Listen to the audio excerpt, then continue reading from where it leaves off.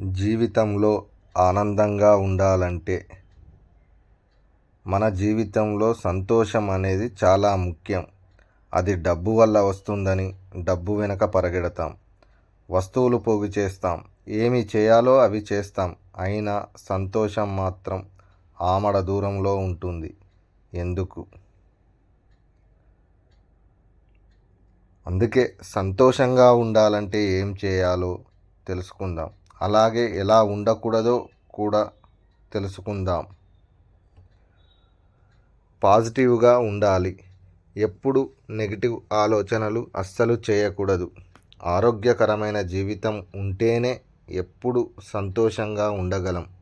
అందుకే ఆరోగ్యంగా ఉండేందుకు రెగ్యులర్గా వ్యాయామాలు చేయండి.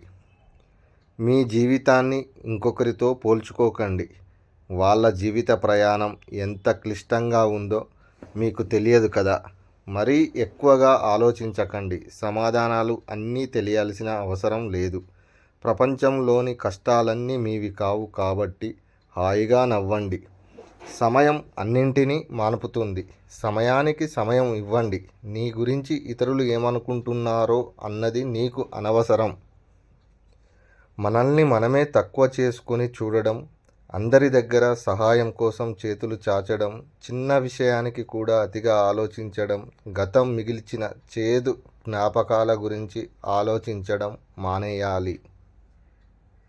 అప్పుడే మీ జీవితం ఆనందం వైపు సాగుతుంది. Please subscribe my channel.